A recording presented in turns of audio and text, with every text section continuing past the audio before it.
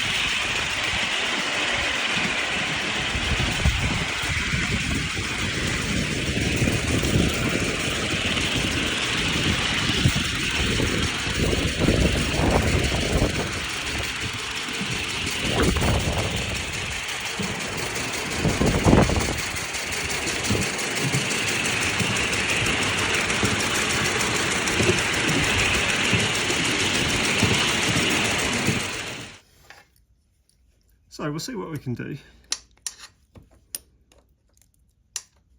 Yes, I know I'm using an adjustable spanner, and that's not necessarily ideal. However, nothing's too tight on this.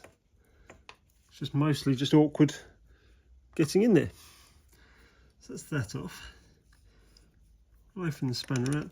In fact, in this particular situation, the adjustable spanner is actually a little bit better than the right size spanner, because for this size nut, the right size spanner would be too long, and I wouldn't be able to get it in where we're working. So first of all, you can see how far in that's wound. What I will just do is see. So what I've done there is I've just rolled the engine back to check, and it will go past centres. So as long as the gland nut is tightening up, we've not got a problem. Now, I use PTFE tape. I will take a long piece. Unfortunately, you can't quite see what I'm doing in this shot. I double it over twice, in fact.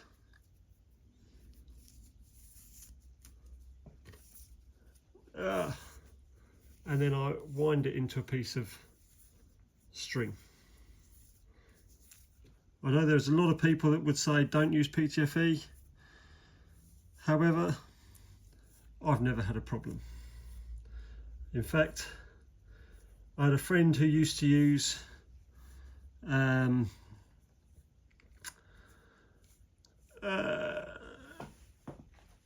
what is it called? The graphited yarn.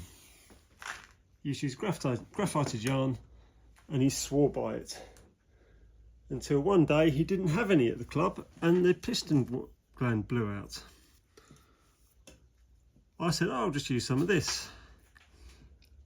And I know what he was like. He would have been of the opinion, oh, okay, yeah, I'll do that. But the kit said, because it was a poly, the kit said, came with graphited yarn, so it should be graphited yarn. You can use whatever you want. But I know that he was thinking, oh, it'll get me going today, but I will change it at some point.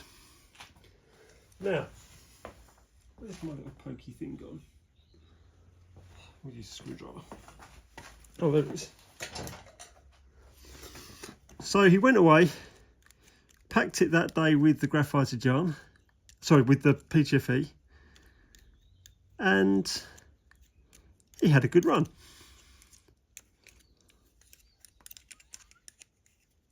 Having had a good run,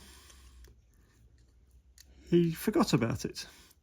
And as the weeks went by, every couple of weeks, he'd have to tighten up all of his, just nip up all of his gland nuts. Except for the one which he'd replaced with PTFE. So, after he realised that that was because the PTFE just stayed there, didn't need repacking, didn't need touching, didn't need nipping up at all, he then went away and replaced everything with PTFE.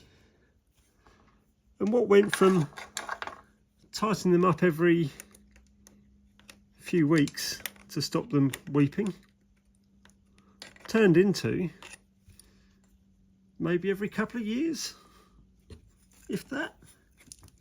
I'm going to try and get the bogey wheel out of the way.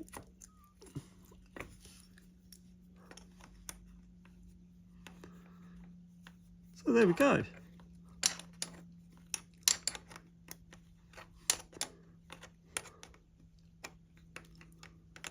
That is all it takes to repack the gland. So yes, I know there'll still be people who say, oh no, not PTFE, or should be using an O-ring or whatever. Fancy changing an O-ring on that in situ? Not going to happen.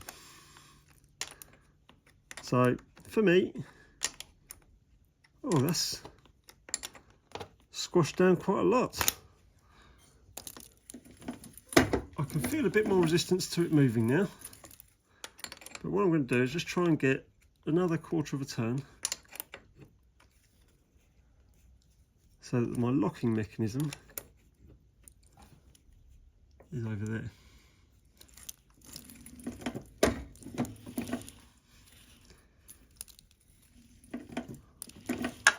There we go. And that will bed in nicely. So, turn my torch on. I don't know if you can see. I need to take you out the stand. On the inside there, up here, there's a screw which holds a little clip.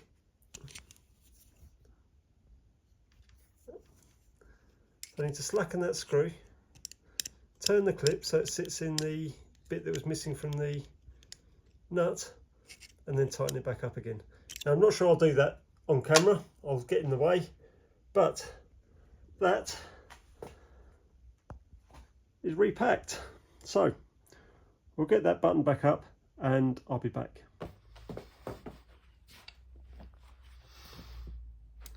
So there we go, all finished. I almost forgot to put the dummy relief valve back on, but there, I'll give it a little bit of a clean up and then it can go back on the mantelpiece, ready for its next outing, which will be, I was about to say next year sometime, but we're already in next year, so it'll be this year sometime now. So yes, a few months, wait for the nice weather to come along, and we'll take her out for another spin. But for now, excuse me. But for now, thanks very much for watching. I hope it's been of help to some people. If you already knew how to do this, then what would you have done differently? So my preference is PTFE tape, but I'm sure there's plenty of other things out there that people could use. I don't think there's anything that's wrong or right. There's just what works for different people. This works for me. I'm sure there's plenty of other stuff that will work for anybody else who's out there. But that's my way. So thanks for watching, and I will see you before too long. We might have something other to worry about. Yes, so see you soon.